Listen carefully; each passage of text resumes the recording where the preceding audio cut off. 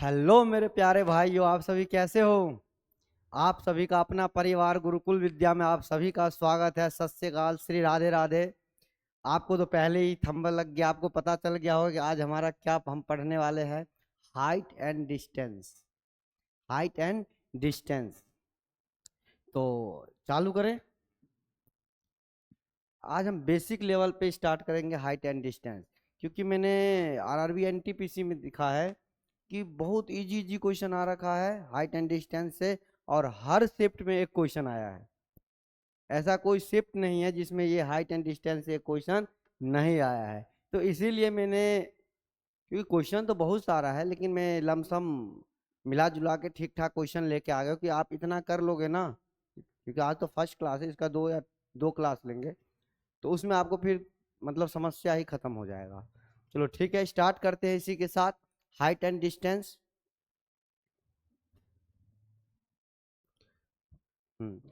Height and distance पढ़ने से पहले कुछ हम पहले बातें कर लेते हैं। जैसे एलिवेशन एंगल क्या होता है, डिप्रेशन एंगल क्या होता है। तो जब ये हमको पता रहेगा तभी हम क्वेश्चन कर पाएंगे। ठीक है, देखो पहले हम पढ़ते हैं एलिवेशन एंगल। एलिवेशन एंगल देखो, तो पेन रेड कैसे हो गया मेरे भाई, पेन तो वाइट होना चाहिए। हम्म, देखो पहले हम बात करते हैं एलिवेशन एंगल की। Elevation angle. Elevation angle. Elevation angle मेरे भाई क्या होता है, देखो एलिवेशन एंगल मतलब होता है उन्नयन कोण, हिंदी में हम बोलते हैं उन्नयन कोण बोलते हैं। ठीक है। हम्म, उन्नयन कोण बोलते हैं मेरे भाई, ये क्या होता है। और यहां भी हम लिख देते हैं डिप्रेशन एंगल। देखो डिप्रेशन। एक सेकंड यार, राइटिंग थोड़ा ना इसमें अच्छा नहीं होता है। देखो डिप्रेशन एंगल। एंगल मतलब होता है अवनमन कोण। अवनमन कोण होता है। ठीक है मेरे भाई। ऐसे इसका जरूरी इतना है नहीं हिंदी का, लेकिन चलो ठीक है। अब हम यहाँ बात करते हैं थोड़ा सा कि दोनों बहुत इंपॉर्टेंट है, दोनों पढ़ना हमारे लिए जरूरी है। देखो यहाँ पे मेरे भाई क्या होता है कि जैसे हम कभी क्या होता है ना कि देखो हम देख दो तीन तरीके से सकते हैं। एक तो या सीधा देखते हैं हम ऐसे, एक कभी नीचे ऐसे देखते हैं, एक ऊपर देखते हैं। ठीक है। तो जब हम सामने फेस टू फेस देख रहे हैं ना, सामने सीधे, उसे हम बोलते हैं हॉरिजेंटल। जैसे हम ऊपर देख रहे हैं ना मेरे भाई, तो उसे हम बोलते हैं लाइन ऑफ साइट, दृश्य कोण, दृश्य साइट रेखा। ठीक है। तो इसी के तरह हम बात करते हैं।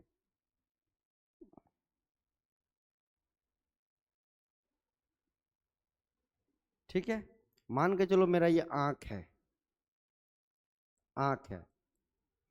ऐसे ही लमसम सबका आंख होता है, बीच में एक अंडा वंडा वंडा हो। ठीक है, ये हमारा क्या हो गया, थीटा। ठीक है मेरे भाई, इसको हमने क्या बोला आपको, हॉरिजेंटल। हॉरिजॉन्टल। ठीक है, इसको बोलेंगे हम ये लाइन ऑफ साइट, ठीक, जिसे हम बोलते हैं दृश्य रेखा। ठीक है।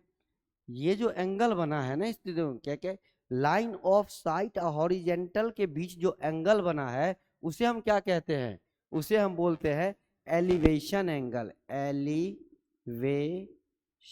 एलिवेशन एंगल बोलते हैं मेरे भाई। ठीक है, एलिवेशन एंगल बोलते हैं।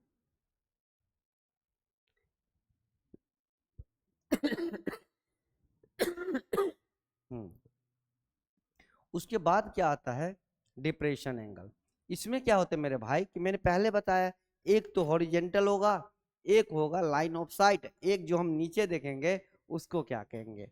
देखो मेरे भाई, ये लाइन है, ठीक है। जब इसको हम ऐसे देखते हैं ना, ऐसे देखते हैं ना, तो इसको तो आपको पता है हॉरिजेंटल बोलते हैं, हॉरिजॉन्टल बोलते हैं, इसको लाइन ऑफ साइट बोलते हैं। इसके बीच में मेरे भाई एंगल बन रहा है थीटा, इसको हम क्या बोलते हैं, डिप्रेशन एंगल, डिप्रेशन एंगल बोलते हैं, ठीक है। और जो यहां से मान के चलो ऐसे ऐसे cut cut cut cut cut यहां तक पहुंच गए हम, इस देखो जब ये दोनों जो है ना मेरे भाई ये इक्वल है, तो जब ये थीटा होगा तो मेरे भाई ये भी तो थीटा हो जाएगा ना, ये भी तो थीटा हो जाएगा ना। अगर ये आप लोग को समझ में आ गया होगा कि भाई मेरे भाई एलिवेशन एंगल क्या होता है, डिप्रेशन एंगल क्या होता है, तो हम आगे बात करने जा रहे हैं कुछ ऐसे महत्वपूर्ण चीज है उसके बारे में। आप लोग यहाँ थोड़ी देर के लिए बैठ जाओ, ठीक है। यहाँ बैठ जा रहे हो तो देखो अब हम बात करते हैं कि राइट एंगल ट्रायंगल के बारे में, ठीक है।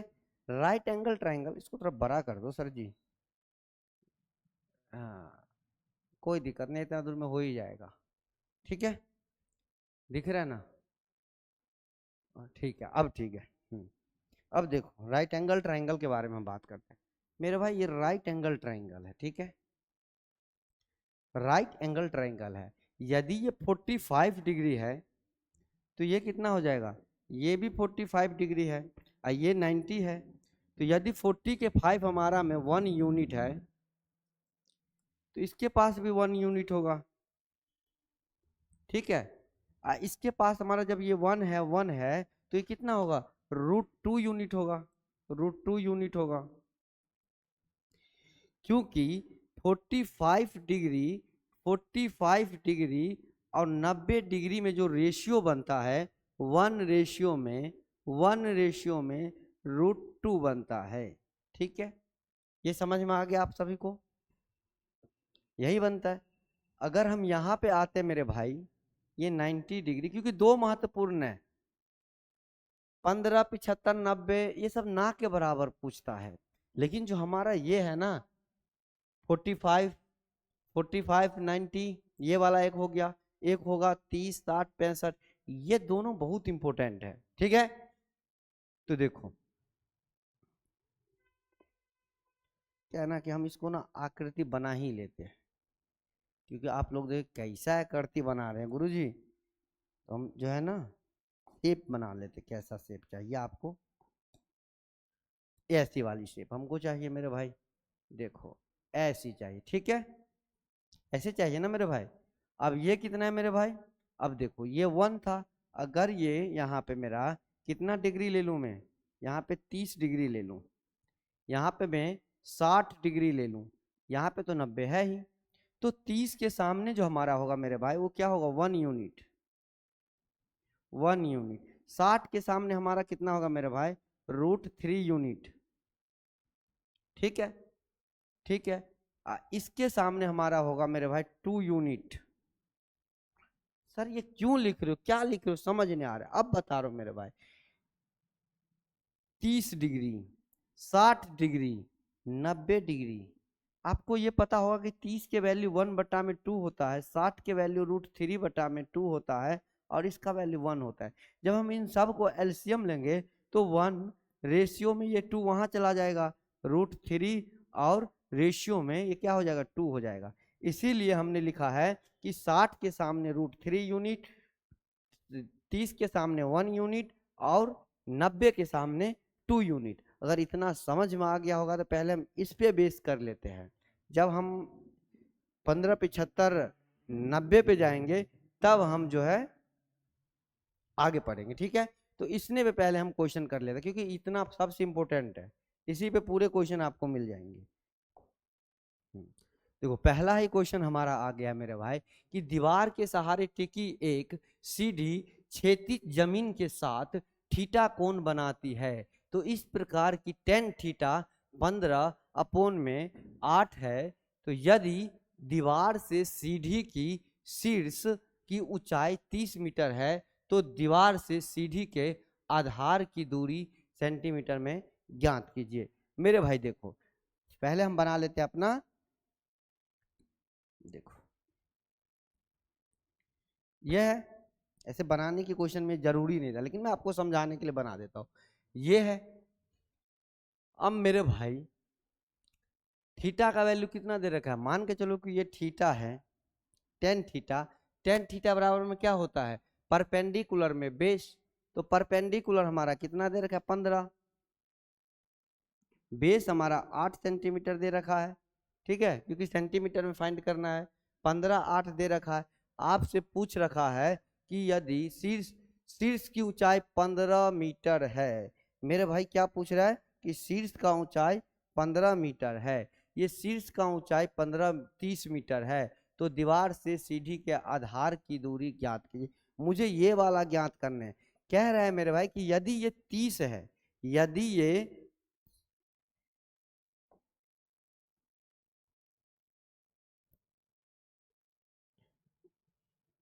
ठीक है, ये आपको ना दिखे तो दिक्कत हो जाएगा। यदि मेरे भाई ये 30 है, तो मेरे भाई कितना मल्टीप्लाई कर रहे हैं, 2 से, तो इसको भी मेरे भाई 2 से मल्टीप्लाई कर दो ना, 16 आंसर होगा। ये सब सेंटीमीटर में है, ध्यान रखना, ये सेंटीमीटर में है, क्योंकि सेंटीमीटर में हमें मांग रहा है, तो हम सेंटीमीटर लिख दे, लिखा है ना, फाइंड द सेंटीमीटर, तो कितना है, 16 सेंटीमीटर। सही है। Next question. कह रहे यदि, अरे यार ये क्वेश्चन कैसे हो गया यार,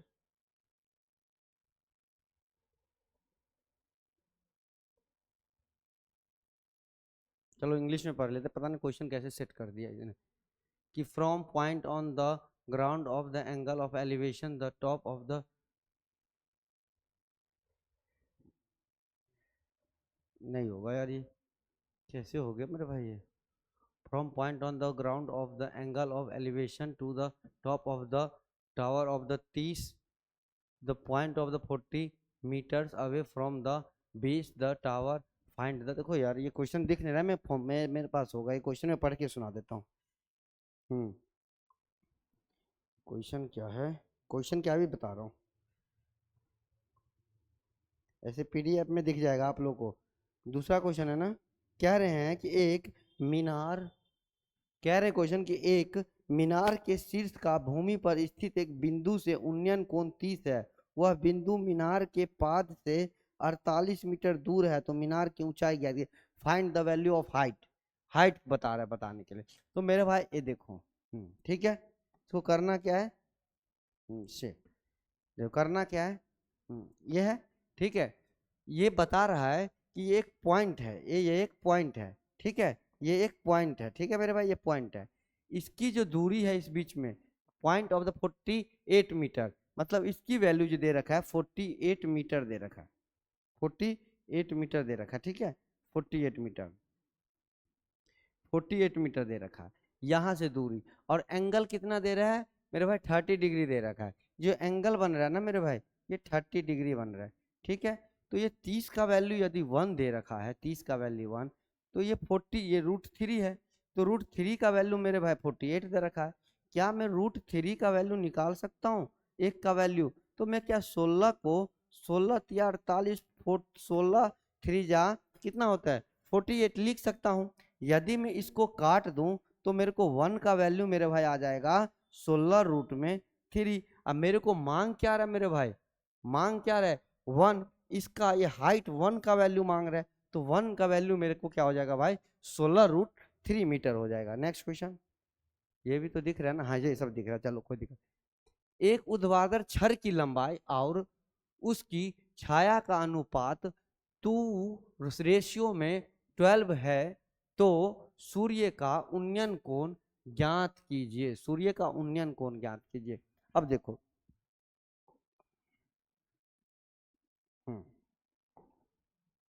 क्या पूछ रहा है, एक ऊर्ध्वाधर छड़ की लंबाई और उसकी छाया की लंबाई, छड़ की लंबाई, तो छड़ की लंबाई मेरे भाई क्या दे रखा है, 2, 2 दे रखा है, 2 यूनिट।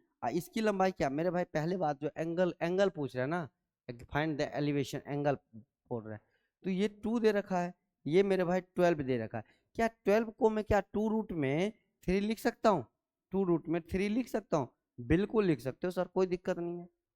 आपको पता होना चाहिए मेरे भाई कि ये किसका रेशियो बन रहा है, ये किसका रेशियो बन रहा है। तो ये मेरे भाई यदि मैं यहाँ पे 60 रख रहा हूँ, 60 बन रहा है, क्योंकि यहाँ पे होता है मेरे भाई, अगर एक्चुअल इसको मैं हटा दूं एक्चुअल में इसको हटा दूं थोड़ी देर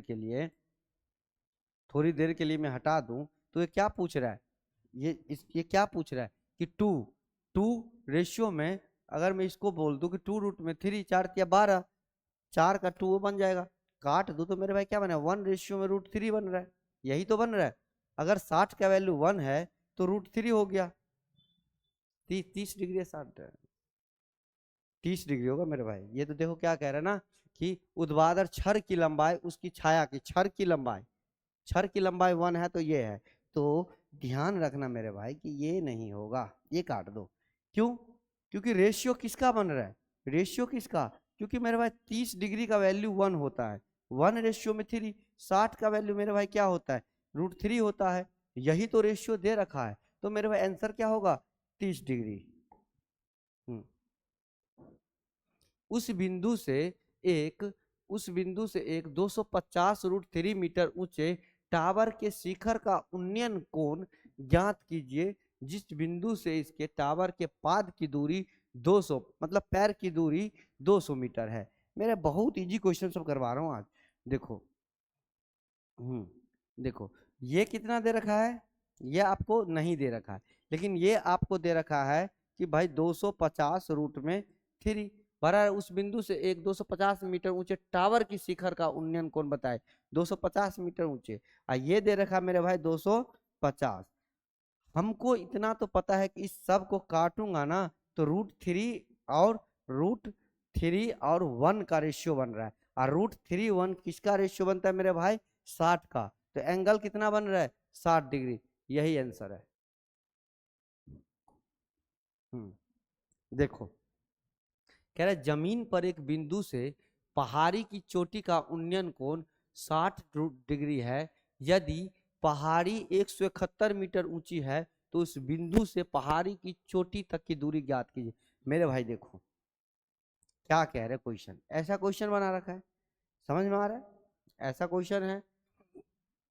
अब यहाँ पर 171 मीटर ऊंची है, यदि पहाड़ी 171 मीटर ऊंची है मेरे भाई, यदि ये 171 मीटर है, ठीक है, 171 मीटर, मेरे भाई पहले रेशियो से हम कर लेते हैं ना, इसको अभी लिखने की जरूरत ही नहीं है, ठीक है। 170 मीटर है, यदि एंगल कितना दे रखा है, 60 डिग्री, 60 डिग्री, यदि मेरे भाई 60 डिग्री है तो 60 की वैल्यू क्या आता है, √3। 30 की वैल्यू मेरे भाई क्या होता है, सॉरी क्या लिख दिया भाई, 30 की वैल्यू मेरे भाई क्या होता है, 1 यूनिट, इतना, ये 3 यूनिट। अब मेरे भाई दिमाग लगाओ, ये होता है, मतलब मेरे को √3 का वैल्यू दे रखा है 171, कोई दिक्कत, 171 दे रखा है। अब इसको काटेंगे तो मेरे भाई कैसे काटेंगे, कैसे काटेंगे, अब मैं इसको 3 से काटता हूं, तो 3 3 5 15, 3 7 21, गुने में 3, एक रूट से कट गया 3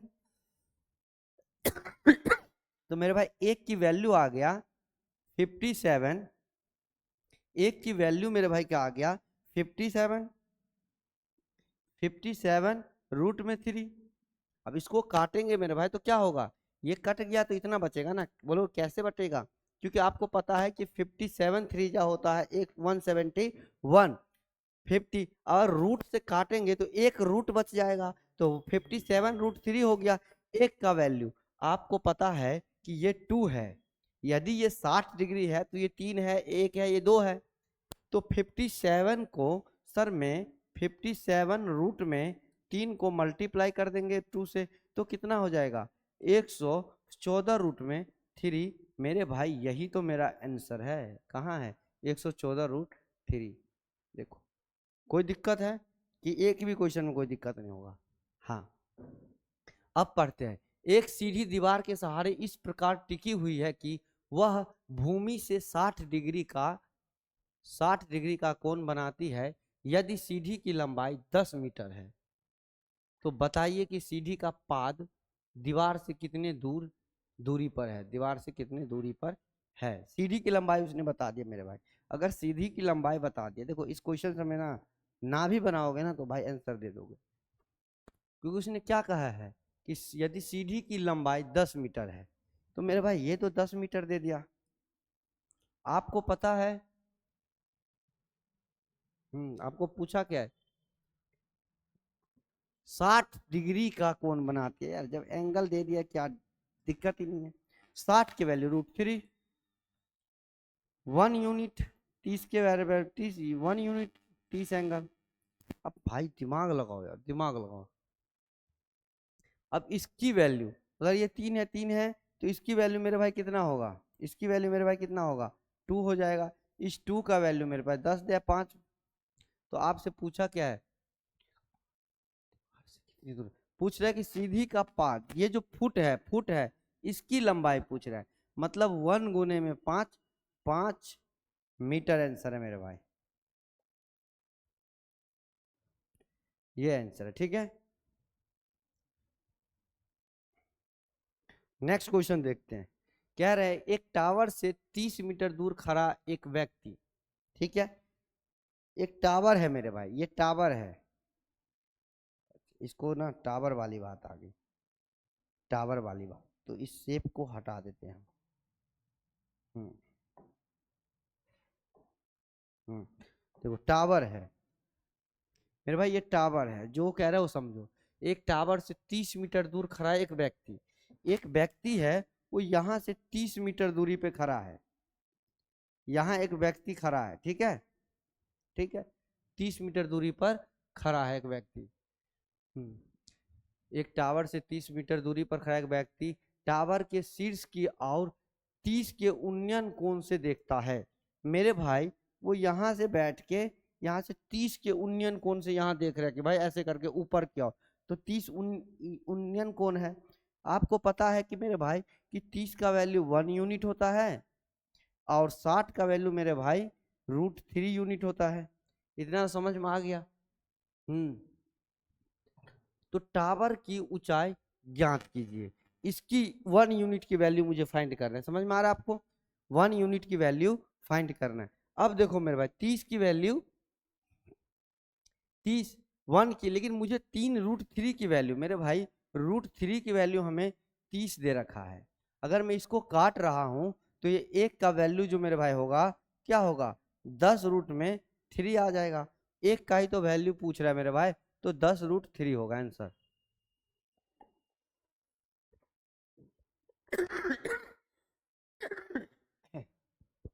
ठीक है, 60 मीटर ऊंची एक इमारत के शीर्ष से कह रहे हैं कि from the top of the 60 metre tall building the angle of the depression to the top and the bottom of a lamp post are the 30 and the 60 respectively, find the height of the lamp की post. कह रहे कि lamp post की लंबाई कितनी होगी। अब देखो मेरे भाई, एक 60 मीटर ऊंची एक इमारत है, मान के चलो कि 60 मीटर ऊंची एक इमारत है, ठीक है, इमारत है। वो कह रहा है शीर्ष से एक लैंप लैंप पोस्ट के शीर्ष और तल की और देखे जाने पर अवनमन कोण।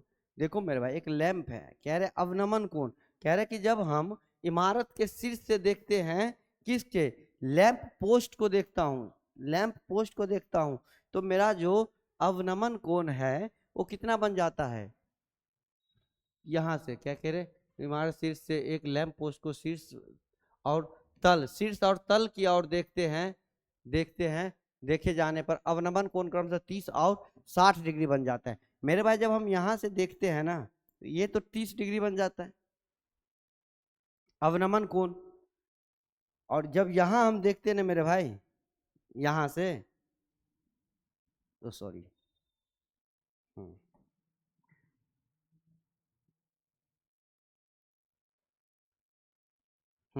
हटा दो।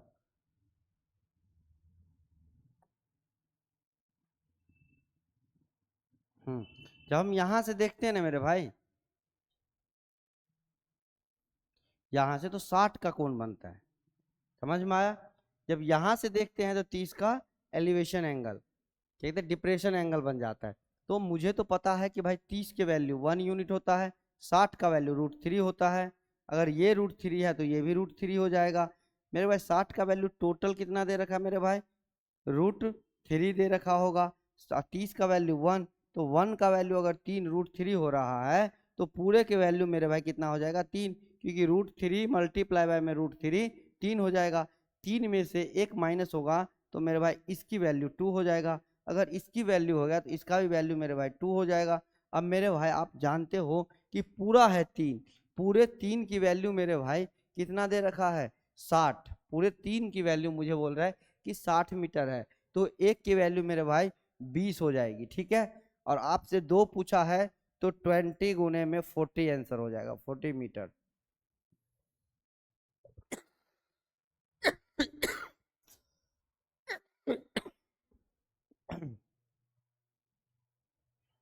ठीक है, नेक्स्ट क्वेश्चन। ये क्वेश्चन में कुछ मिस्टेक हो गया, डबल पीपी क्या डल गया, ठीक है, देखो इसको मिटा देता हूं।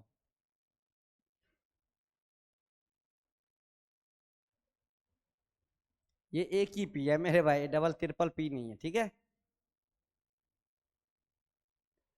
हम्म ये एक ही पी है, ठीक है। अब पढ़ते क्वेश्चन को। समतल भूमि पर स्थित बिंदु P से किसी 50 मीटर ऊंचे मीनार के शीर्ष का उन्नयन कोण 30 है। तो क्या कह रहे हैं कि समतल भूमि से 50 मीटर ऊंचे मीनार।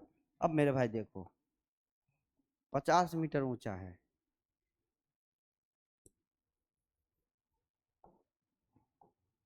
50 मीटर ऊंचा है, ठीक है।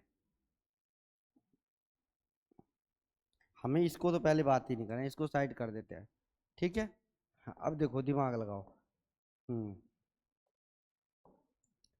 जब ये हटा दिया ना तो इसकी तो जरूरत ही नहीं है मेरे भाई। कह रहे हैं कि समतल भूमि पर स्थित बिंदु P से किसी 50 मीटर ऊंचे मीनार के शीर्ष का उन्नयन कोण, शीर्ष का उन्नयन कोण 30 है। 50 मीटर मीनार है, ठीक है। शीर्ष का उन्नयन कोण, इसके शीर्ष का जो उन्नयन कोण है कितना है मेरे भाई? 30 डिग्री है, बता दिया है 30 डिग्री है। तो मीनार के आधार से बिंदु P तक की दूरी ज्ञात कीजिए। कि बिंदु P से किसी 50 मीटर ऊंची मीनार के शीर्ष का उन्नयन कोण 30 है, तो मीनार के आधार से बिंदु P तक की दूरी ज्ञात कीजिए। मीनार के आधार से बिंदु P तक की दूरी ज्ञात कीजिए। अब मेरे पास देखो 50 मीटर दे रखा है, इसका वैल्यू इतना है, √3 हो गया, ठीक है। आपको दे रखा है इसका वैल्यू 1 का वैल्यू 50 है, आपको इसका वैल्यू फाइंड करा कि इस बिंदु से इसकी वैल्यू फाइंड कीजिए। तो मेरे भाई अगर 1 का वैल्यू 50 है तो √3, 1 का वैल्यू 50 है तो √3 का वैल्यू क्या होगा? 50 √3। कहाँ पे मेरे भाई आंसर? ये आंसर हो गया, ये आंसर है, ठीक है। आपको बोलो कैसे? मेरे भाई 1 के वैल्यू 50 दे रखा है, आपको बोला √3 का वैल्यू क्या होगा? तो √3 मल्टीप्लाई बाय में 50 क्या होगा? 50 √3। यही तो मैंने बताया बाबू। अब आते नेक्स्ट क्वेश्चन। एक दीवार के सहारे टिकी हुई सीढ़ी भूमि से 60 का उन्नयन कोण बनाती है। मेरे भाई एक ये दीवार है, ठीक है। इसके देखो एक ये दीवार है, यहाँ पे एक दीवार है, ठीक है। इसके सहारे एक सीढ़ी टिका हुआ है, इसके सहारे मेरे भाई एक सीढ़ी टिका हुआ है, ठीक है। भूमि से 60 डिग्री का उन्नयन कोण बनाती है मेरे भाई, 60 डिग्री का उन्नयन कोण बनाती है, ठीक है। दीवार से 4, क्या कह रहे हैं कि सीढ़ी का पाद दीवार से 4.5 मीटर दूर है। मतलब ये मेरे भाई कह रहा है कि 4.5 मीटर दूर है। ध्यान रखना 60 की वैल्यू मेरे भाई √3 है, ठीक है। आपसे पूछ रहा है 1 का वैल्यू 1 है, इसका वैल्यू 2 है, तो आपसे पूछ क्या रहा है? तो सीढ़ी की लंबाई ज्ञात कीजिए। मेरे भाई सीढ़ी की लंबाई ज्ञात करें, इस 2 का वैल्यू कह रहा है। अगर भाई 60 30 है, 30 का वैल्यू 1 है, 1 का वैल्यू 45 दे रखा है, तो 2 का वैल्यू कितना होगा? 4.59 मीटर होगा मेरे भाई साहब, 9 मीटर लगा दो आंसर। खत्म हो गया, आज के लिए इतना ही है। और कल फिर इसी पे हम इससे आगे करेंगे, क्योंकि बड़ा वीडियो अभी नहीं करना है। चलो ठीक है, थैंक यू भाई। लेकिन शेयर सब्सक्राइब पक्का करना, बहुत मेहनत से बनाता हूँ। जितने भी मैंने ढूंढ ढूंढ के ये एनटीपीसी का जो ग्रेजुएट लेवल का भी एग्जाम हुआ है, उसमें से मैं ये पूरे निकाल रहा हूँ, तब आपको करवा रहा हूँ। ठीक है, okay, thank you very so much. करिए इसी ऐसे ऐसे क्वेश्चन करिए, क्योंकि ज्यादा ना डिफिकल्ट क्वेश्चन करने से ना कुछ नहीं होने वाला है। कि नॉर्मली क्वेश्चन आ रहा है, पूरे ये प्रीवियस ईयर है, जो अभी प्रेजेंट में हुआ था 6 जून से हुआ था, उसी का पूरा क्वेश्चन है। ठीक है, अच्छा।